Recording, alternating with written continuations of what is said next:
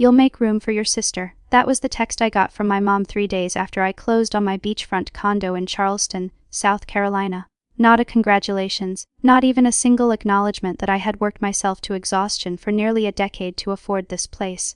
Just a command, an expectation that my space, my money, and my life were automatically available for my younger sister, Chloe. I stared at the message, sitting on the bare living room floor of my new home, surrounded by unpacked boxes and the smell of fresh paint. The floor-to-ceiling windows framed the Atlantic Ocean in shades of gray and blue. Waves rolling in with a rhythm that should have calmed me, but all I felt was the familiar tightness in my chest, the one that came every time my family reminded me where I stood in their priorities. My name is Dorothy. I am 31 years old. I work as a purchasing manager for Driftline Construction, a mid-sized commercial building company. It is not glamorous. It is spreadsheets and vendor negotiations and inventory audits. But it pays well, and I am good at it. Good enough to save aggressively for 6 years while living in a cramped studio apartment with a leaky faucet and neighbors who scream through the walls at 2 a.m. Good enough to finally buy this place. Cash offer, no mortgage, no one to answer to, except apparently my mother still thought otherwise. I typed back a single word. Okay, I did not mean it. But I had learned long ago that arguing with my mom over text was pointless. She would twist my words, call me selfish, remind me that family was supposed to help each other. She would make me feel small the way she always had. So I said okay, and I let her think I agreed because something inside me had finally snapped and I knew exactly what I was going to do. Growing up, I was the responsible one, the one who got a part-time job at 16 to pay for my own school supplies and gas money, the one who took out student loans and worked nights at a campus library to graduate degree by 25. My parents did not help. They said I needed to learn independence. They said struggle built character. Meanwhile, Chloe got her college tuition paid in full.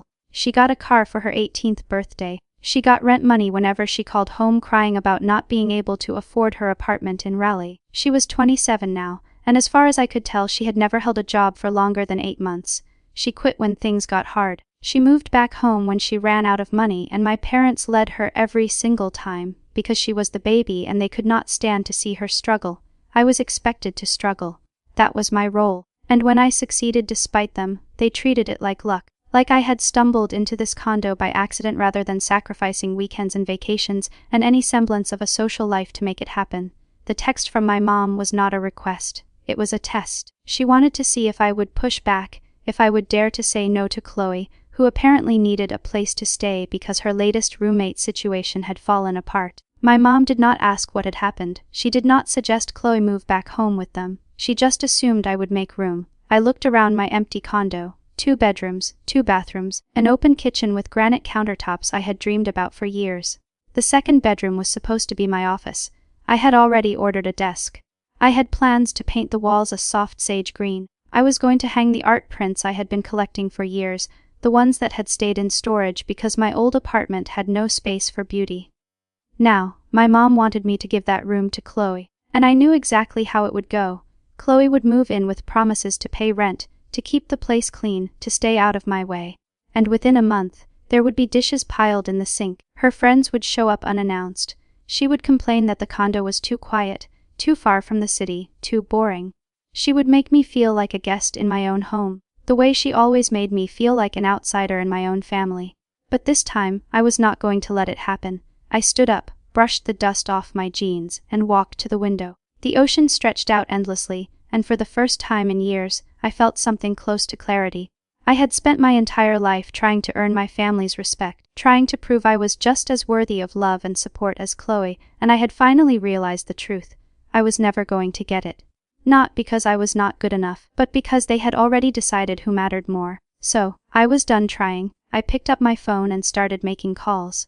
The next morning, I contacted a property management company that specialized in short-term and long-term rentals. I explained my situation carefully without mentioning my family. I told them I owned a 2-bedroom beachfront condo and wanted to rent out the second bedroom in the den, which had a pull-out sofa and could serve as a third sleeping area.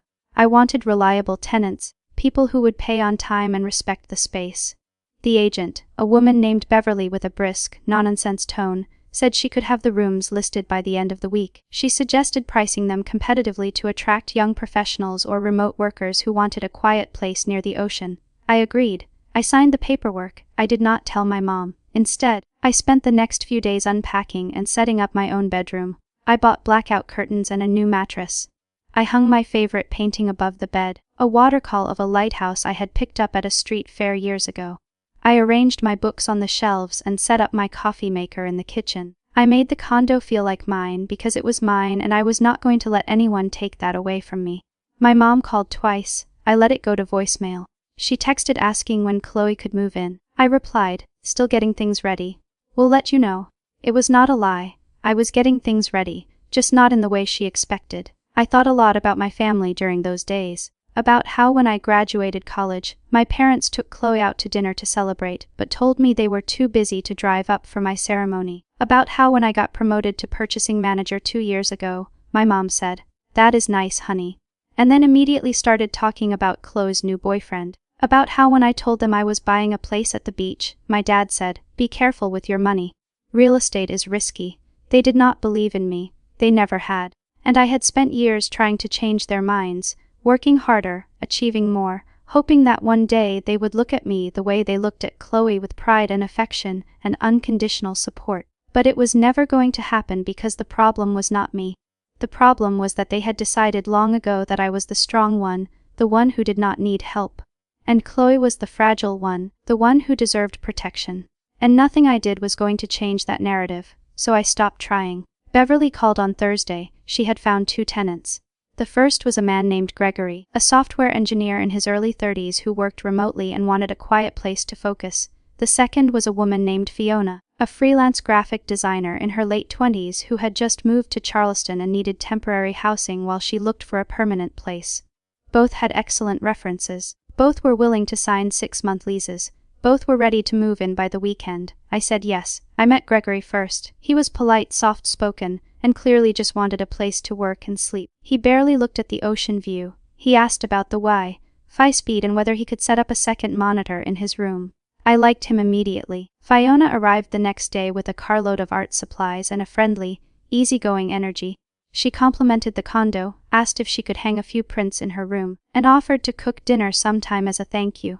She reminded me of the kind of person I might have been friends with in college if I had not been too busy working to have friends. By Saturday, both of them had moved in. Gregory took the second bedroom. Fiona took the den, which he immediately transformed into a cozy little studio with string lights and a small easel. The condo felt full, but not in a bad way. It felt alive. And then my mom texted, "Chloe is packing. We'll be there tomorrow at noon." I read the message 3 times. I felt my heartbeat quicken, not with anxiety, but with anticipation because I knew exactly what was about to happen. And I was ready. I texted back, "See you then." That night I could not sleep, not because I was nervous, but because I kept replaying the moment in my head. The moment when my mom and Chloe would walk through the door with their suitcases, expecting me to roll over and accommodate them the way I always had. The moment when they would realize I was not that person anymore. I thought about all the times I had swallowed my anger, bitten my tongue, nodded along when they dismissed my feelings.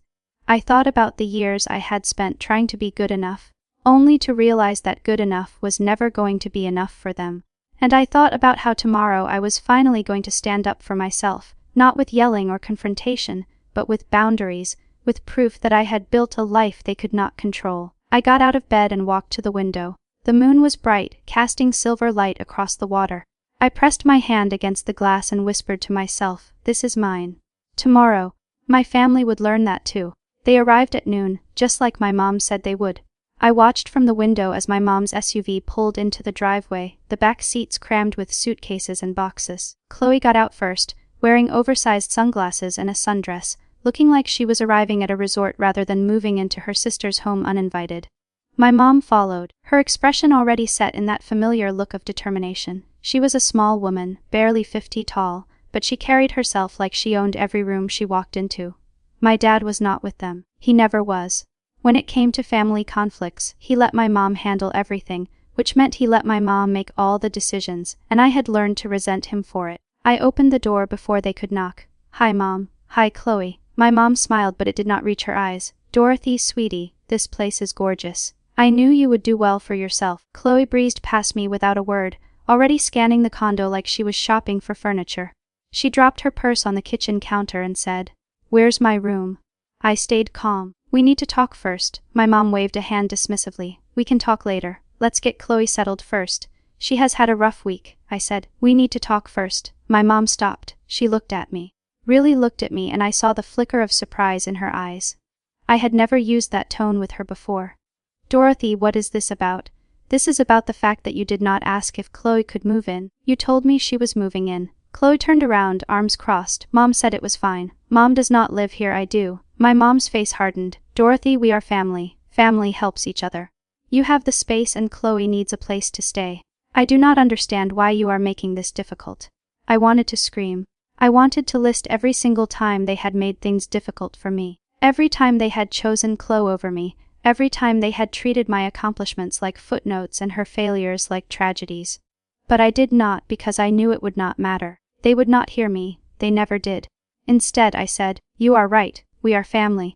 But that does not mean you get to make decisions about my life without asking me first. Chloe rolled her eyes. Oh my God, Dorothy, stop being so dramatic. It is just a room. It is my room in my home that I bought. And we are so proud of you for that. My mom said, her voice dripping with false warmth. But right now, Chloe needs help and you are in a position to provide it. That is what family does. I looked at my mom and I felt something shift inside me because I realized in that moment that she genuinely believed what she was saying. She genuinely thought that I owed them this, that my success was not really mine, but something that should be shared with the family, meaning Chloe. She thought my hard work, my sacrifices, my years of saving and planning were just resources for her to allocate as she saw fit, and I was done letting her think that. Chloe, I said, keeping my voice steady. Where exactly were you planning to sleep? She shrugged. The second bedroom. Obviously, you do not need 2 bedrooms, and what about the den? What about it? Were you planning to use that too? She laughed. I mean, yeah, probably. It would be a good place to hang out. Why, I did not answer. Instead, I walked to the second bedroom and opened the door. Gregory looked up from his laptop, startled. He was sitting at a small desk he had set up by the window, headphones around his neck. Oh, hey Dorothy. Everything okay? My mom and Chloe appeared behind me, and I watched their faces change. Who is that? My mom asked, her voice sharp. This is Gregory. He is renting the second bedroom. Chloe's mouth fell open. What? I closed the door and walked to the den. Fiona was sitting cross-legged on the pull-out sofa, sketching something in a notebook. She looked up and smiled. Hey Dorothy, do you need something? No, just showing my family around. I turned to face my mom and Chloe. They were both staring at me like I had just set the house on fire.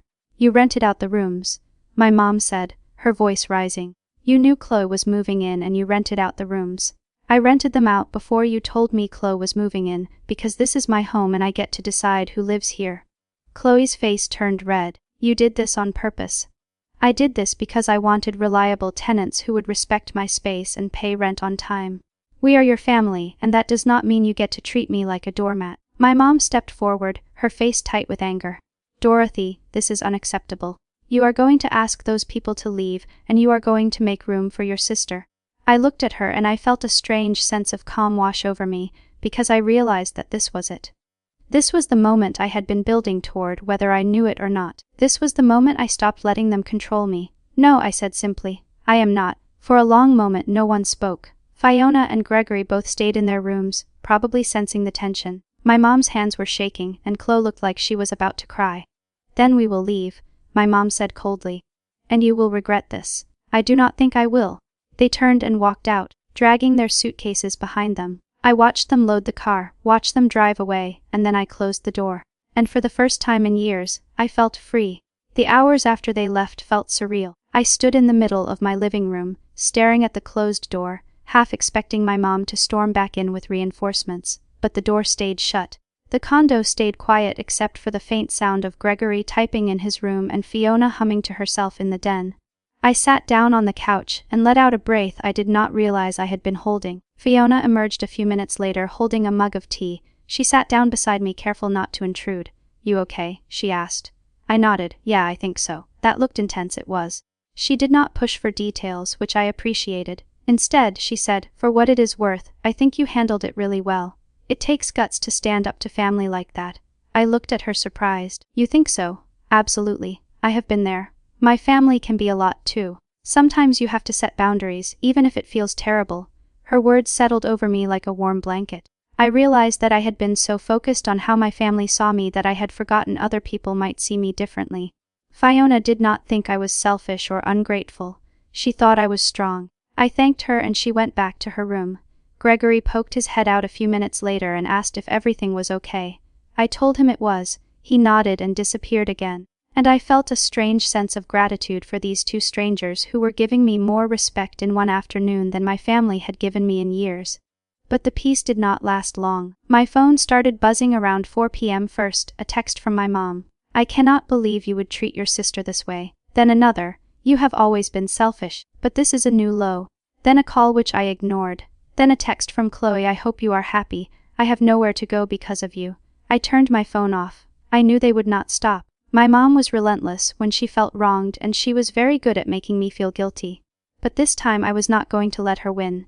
This time I was going to hold my ground. The next morning, I turned my phone back on and found 37 messages. Most of them were from my mom, but there were a few from my dad who had finally decided to weigh in. Your mother is very upset. You need to apologize and fix this, that was it. No acknowledgement of my side. No question about why I had rented out the rooms. Just an order to apologize and fix it. I deleted the message. I spent the rest of the day working from home, catching up on emails and vendor contracts. It felt good to focus on something concrete, something I could control. Around noon, Beverly from the property management company called to check in. How are the tenants working out? She asked. Great, they are both really respectful. Good, I am glad it is working out. And just so you know, I have had a couple more inquiries about the condo. If you ever decide to rent out additional space, let me know. I thanked her and hung up, feeling a small surge of pride. I had made the right decision. I knew I had. But that afternoon my mom showed up again.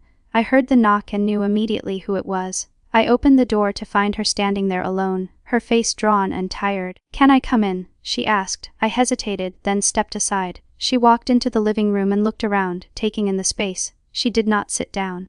I do not understand you. Dorothy, she said finally. I raised you to care about family, to help when someone needs you, and you have turned your back on your own sister. I have not turned my back on her. I just refused to let her move in without asking me first. She needed a place to stay, and there are a lot of places she could have gone. She could have moved back in with you and Dad. She could have found her own apartment. She could have asked one of her friends, but instead you decided I should take care of it without even consulting me. My mom's jaw tightened. You have always been difficult, Dorothy. Even as a child, you were stubborn and independent. You never wanted help. You never wanted to be part of the family. That is not true. It is true. You pushed us away. You acted like you were better than us because you worked hard and saved money. You made Chloe feel small. I stared at her, stunned. I made Chloe feel small. Mom, you have spent my entire life telling me I was not good enough. You paid for her college and not mine. You bought her a car and told me to get a job. You celebrated her every move and barely acknowledged mine. And now you are mad because I finally set a boundary. We did what we thought was best. Chloe needed more support. You were always so capable. You did not need us. Everyone needs support, Mom. I just learned to stop asking for it because you made it clear I was not going to get it. She looked at me and for a moment I thought I saw something crack in her expression, but then she straightened her shoulders and said, If you do not make room for Chloe, you are going to regret it. Is that a threat? It is a fact. Family is all you have, Dorothy. One day you are going to need us, and we will not be there. I walked to the door and opened it. Then I guess I will figure it out on my own, like I always have. She left without another word. I closed the door and leaned against it, my heart pounding. I felt shaken, but also strangely steady because I had said what I needed to say, and I had not backed down. Later that evening, Fiona knocked on my door and asked if I wanted to join her for a walk on the beach. I said yes. We walked along the shore as the sun set, the sky turning shades of pink and orange. Fiona talked about her work, about the projects she was excited about, and I found myself relaxing for the first time in days. Can I ask you something? She said, Sure. Do you think you made the right decision with your family? I mean, I thought about it. Yeah, I do. Good, because from where I am standing, you deserve to be happy, and it sounds like they were not helping with that. I smiled. No, they were not. We walked in silence for a while, and I felt something shift inside me. I had spent so long trying to earn my family's approval that I had forgotten what it felt like to just exist without constantly justifying myself. And it felt good. The week that followed was strange. My phone stayed quiet. My mom did not text. Chloe did not call. It was like they had decided to freeze me out. and part of me was relieved. But another part of me, the part that had spent 31 years trying to be good enough, felt hollow. I threw myself into work. Driftline construction was in the middle of a major project, a commercial complex downtown, and I spent long hours coordinating with suppliers and managing budgets. My boss, a gruff man named Walter, noticed. "You are putting in a lot of hours lately," he said one afternoon, stopping by my desk. "Just trying to stay on top of things." He nodded. "Well, it is appreciated. You are one of the best people I have got." The compliment caught me off guard. I mumbled a thank you and he walked away. But his words stayed with me because I realized that at work I was valued, I was respected, I was seen, and at home with Fiona and Gregory, I was treated like an equal. Fiona invited me to watch movies with her in the evenings. Gregory asked if I wanted coffee when he made a pot.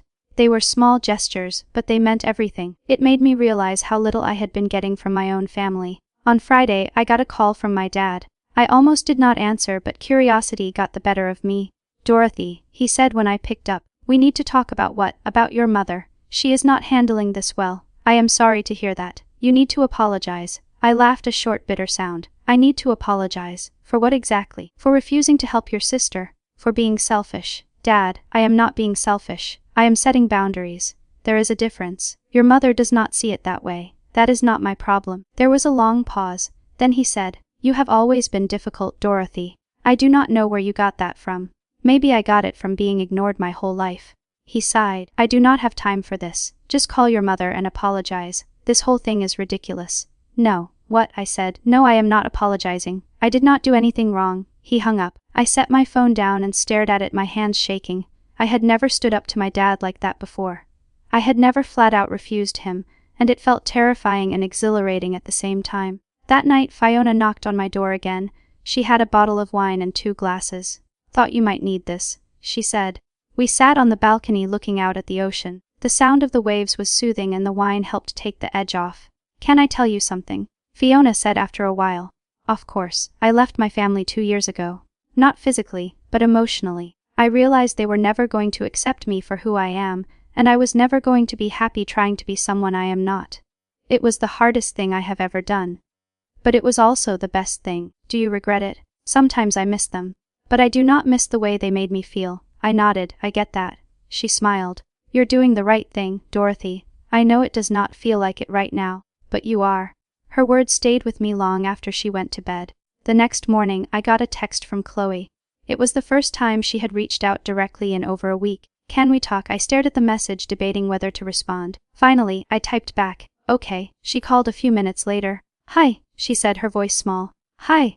There was a long pause. Then she said, "I am sorry. I was not expecting that." "For what?" "For assuming I could just move in, for not asking, for letting Mom push you around." I did not know what to say. Chloe had never apologized to me before, not for anything. "Are you serious?" I asked. "Yeah, I have been thinking a lot about what happened and I realized I was being really entitled. You worked hard for that place and I just expected you to hand it over. That was not fair." I felt a lump form in my throat.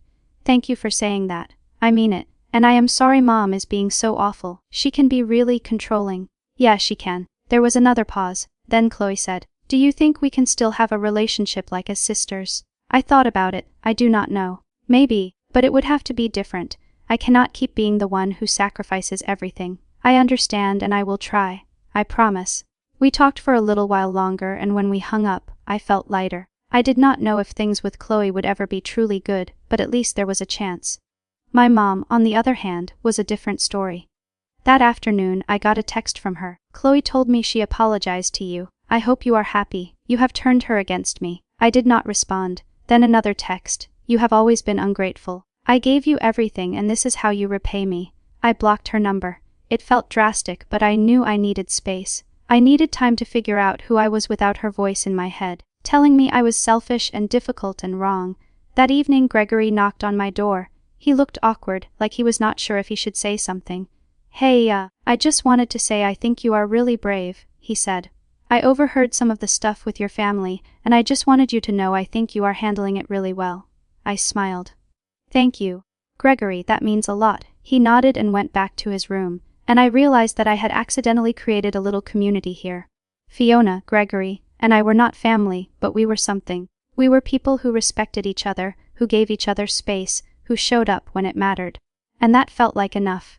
2 weeks after my mom and Chloe had shown up with their suitcases, I finally felt like I could breathe. The condo had settled into a rhythm. Gregory worked during the day and played video games at night. Fiona painted and cooked elaborate meals that she insisted on sharing, and I worked, walked on the beach, and slowly started to feel like myself again. But then I got a call from my Aunt Rosemary, my mom's younger sister. "Dorothy, honey, I need to talk to you," she said, her voice warm but serious. "Hi, Aunt Rosemary, what is going on?" "Your mother called me. She is very upset about what happened with Chloe." I sighed. "Of course, she is. She told me you refused to let Chloe move in and that you have been cruel to her." "That is not what happened." "I did not think so. Your mother has a way of spinning things. But I wanted to hear your side." I told her everything about the text, about the suitcases, about the tenants, about how my mom had never asked, only demanded, about how I had spent my whole life trying to earn their approval and finally realized I never would. Rosemary listened quietly, and when I finished, she said, "Good for you." I was surprised. Really, your mother has always babied Chloe and it has not done her any favors.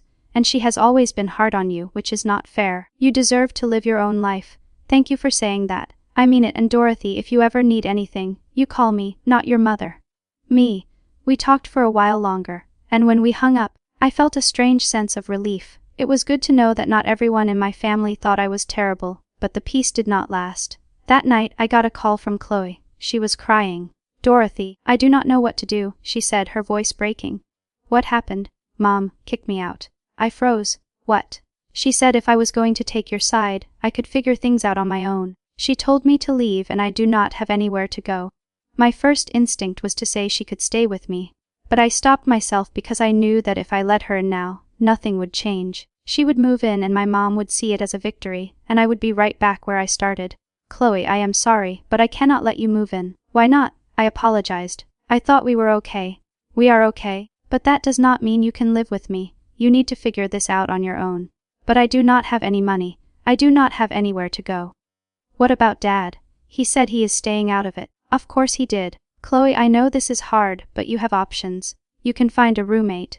You can get a job and save up for your own place. You can ask your friends for help, but you cannot keep depending on other people to solve your problems." She was quiet for a long time.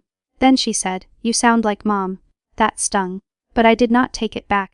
"Maybe that is not a bad thing," I said. "Maybe Mom was right that you need to learn to stand on your own. She just went about it the wrong way." Chloe hung up without saying goodbye. I sat there staring at my phone, feeling like the worst person in the world. But I also knew I had done the right thing because if I kept rescuing Chloe, she would never learn to rescue herself. The next morning, I got a text from my mom. I had unblocked her number the night before, just in case needed to reach me. "You have destroyed this family. I hope you are proud of yourself." I did not respond. Instead, I called Aunt Rosemary. "She kicked Chloe out," I said. "I heard Chloe called me this morning." "Is she okay?" "She is staying with a friend for now. She is upset, but she will be fine. Your mother is just throwing a tantrum because she did not get her way." I feel terrible. "Do not. You are not responsible for your mother's choices or Chloe's for that matter." We talked for a while and Rosemary reassured me that I was doing the right thing. When we hung up, I felt a little better, but the guilt still lingered. That afternoon, Fiona found me sitting on the balcony staring out at the ocean. "You okay?" she asked. "Not really." She sat down beside me. "Want to talk about it?" I told her everything and she listened without interrupting. When I finished, she said, "You know what I think? I think you are doing something really important. You are teaching your family that you have limits, and that is scary for them, because they have never had to respect your limits before. But that does not mean you are wrong. It feels wrong. I know. But it is not." She was right. I knew she was right, but it was hard to believe it when every fiber of my being was screaming that I was being selfish and cruel. That night, I got a message from Chloe. "I got a job, just part-time, but it is something. Thanks for not letting me move in." I think I needed the push. I stared at the message, tears streaming down my face because I realized that maybe, just maybe, standing my ground had been the right thing to do. Not just for me but for Chloe too. I texted back, "I am proud of you." She sent back a heart emoji. It was not much but it was a start. Over the next few days things began to settle. My mom stopped texting. Chloe checked in occasionally, updating me on her job and her new living situation. My dad sent a her message saying he hoped I was happy, but I ignored it. And slowly I started to feel like I was building something new. Not a relationship with my family. Not the way it used to be, but something different, something healthier. Fiona and Gregory became my chosen family. We cooked dinners together, watched movies, and talked late into the night. They did not judge me. They did not make demands. They just accepted me, and that was enough. One evening as we sat on the balcony watching the sunset, Fiona turned to me and said, "You know, I think you are one of the strongest people I have ever met." I smiled. "I do not feel strong, you are, trust me." And for the first time in a long time I believed her. A month after my mom and Chloe had shown up with their suitcases, I received a call from Aunt Rosemary again. This time she sounded worried. "Dorothy, I need to tell you something," she said. "Your mother has been talking to the rest of the family. She is telling everyone that you refused to help Chloe when she was homeless and that you rented out rooms just to spite her." I felt my stomach drop. That is not what happened. I know, but she is very convincing. Some of the family believes her. What am I supposed to do? Nothing. Let them believe what they want. The people who matter will see the truth. I wanted to believe her. But it was hard because I knew how my mom operated. She was good at playing the victim, at twisting the narrative until she came out looking like the hero, and I came out looking like the villain. But I was done defending myself to people who had already made up their minds. A few days later, I got a message from my cousin Caitlin who lived in Raleigh. We had been close as kids but had drifted apart over the years. "Hey Dorothy, I heard about what happened with Chloe. That was really harsh. I did not think you were that kind of person." I stared at the message feeling a surge of anger, but I did not respond because I knew that anything I said would be twisted and reported back to my mom. Instead, I called Aunt Rosemary again. "They are all turning on me," I said, my voice shaking. "Not all of them, just the ones who do not know any better. It feels like all of them." "I know, but Dorothy, you have to remember that you did nothing wrong. You set a boundary and your mother did not like it. That is her problem, not yours. But what if she is right? What if I am selfish? You are not selfish. You are self-preserving. There is a difference." I hung up feeling a little better. But the doubt lingered because no matter how many times people told me I was right, a part of me still wondered if I was the villain in this story. That evening, Fiona found me crying in the kitchen. She did not say anything. She just wrapped her arms around me and held me while I sobbed. "I hate this." I said, "I hate that she is making me look like the bad guy." "Let her," Fiona said. "People who matter will see the truth and people who do not matter, their opinions do not count." "But they are my family." "Family is not just blood, Dorothy. Family is the people who show up for you, who respect you, who love you without conditions. And from what I can see, your mom and most of your relatives do not fit that definition." Her words hit me hard because she was right. My family had never shown up for me. Not when I graduated college, not when I got promoted, not when I bought this condo. They only showed up when they wanted something from me. And I was done giving. Over the next few weeks, I started to build a life that did not revolve around my family's approval. I joined a book club at the local library. I started going to yoga classes on Saturday mornings. I made friends with a woman named Peyton who worked at the coffee shop down the street, and we started meeting for brunch every Sunday. I was creating a life that was mine and it felt good. But my mom was not done. One evening I got a call from my dad. "Your mother wants to meet with you. He said she thinks it is time you two talked." "I do not have anything to say to her." "Dorothy, she is your mother. You owe her a conversation." "I do not owe her anything," he sighed. "Fine, but do not come crying to me when you regret this." "I will not." I hung up and blocked his number too. It felt extreme, but I was tired of being made to feel guilty for standing up for myself. A few days later, I got a letter in the mail. It was from my mom, handwritten on flowery stationery. "Dorothy, I do not understand why you are being so cruel. I raised you to be kind and compassionate, and you have turned your back on your family. I hope one day you will realize what you have lost." I read the letter once, then tore it up and threw it away because I had not lost anything. I had gained something. I had gained my freedom. That night, I sat on the balcony with Fiona and Gregory, watching the stars come out. We did not talk about my family. We talked about our dreams, our plans, our hopes for the future. And for the first time in my life, I felt like I was exactly where I was supposed to be. 6 weeks after the initial confrontation, I received an unexpected email from Chloe. The subject line read, "I need to tell you something."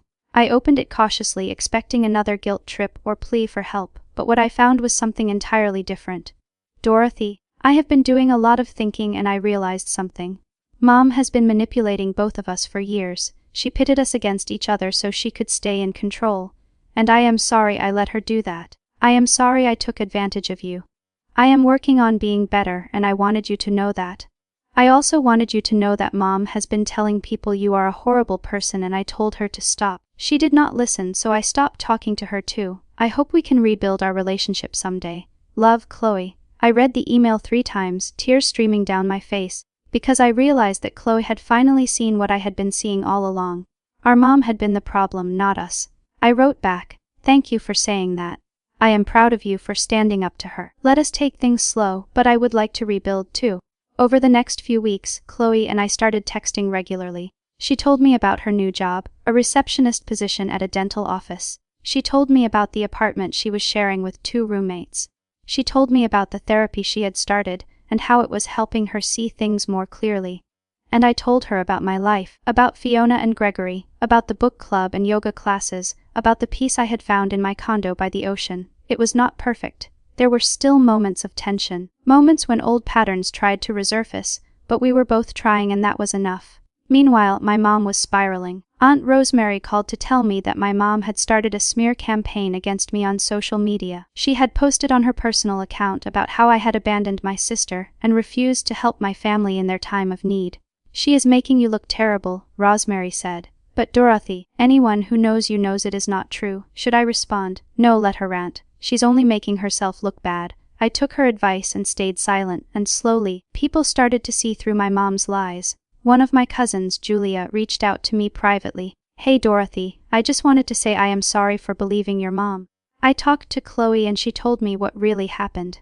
You were right to set boundaries and I am sorry I did not see that sooner." I thanked her, and over the next few weeks more family members reached out with similar apologies. Not all of them, but enough to make me feel like I was not completely alone. My mom, on the other hand, was losing allies. Her constant complaints and dramatic posts were alienating people. And slowly, the family began to see her for what she really was, controlling, manipulative, and unable to accept responsibility for her own actions. Aunt Rosemary told me that my mom had even lost some of her closest friends because of her behavior. "She is burning bridges left and right," Rosemary said. "And honestly, I think she is finally starting to realize that she cannot control everyone the way she used to." Do you think she will ever apologize? I do not know. But I do not think you should wait for it. You have built a good life without her, Dorothy. Do not let her take that away from you. She was right. I had built a good life, and I was not going to let my mom's drama ruin it. One evening as I was walking on the beach, I ran into Peyton, the woman from the coffee shop. We had become good friends over the past few weeks, and she had been a constant source of support. "How are you doing?" she asked. "Better," I said, "a lot better actually." "Good. You deserve to be happy." We walked along the shore talking about everything and nothing. And as the sun set over the ocean, I felt a deep sense of gratitude for the life I had built. I had lost my family, or at least the version of my family I had always wanted. But I had gained something better, a sense of peace, a community of people who respected and valued me, and most importantly, a sense of self-worth that no one could take away. That night I sat on my balcony and looked out at the ocean.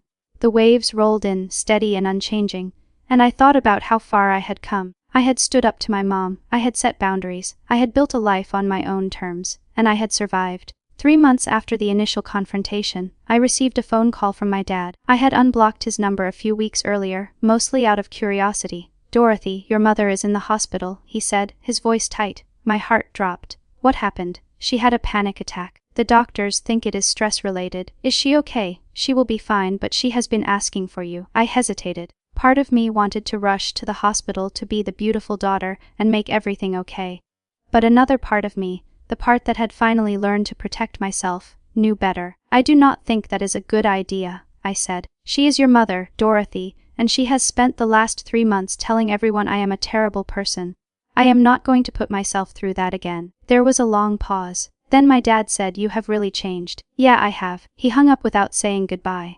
I sat there for a long time staring at my phone. I felt guilty, but I also felt certain because I knew that if I went to the hospital, my mom would use it as an opportunity to guilt me into apologizing, into giving in, into going back to the way things were. And I was not going to do that. Instead, I called Aunt Rosemary.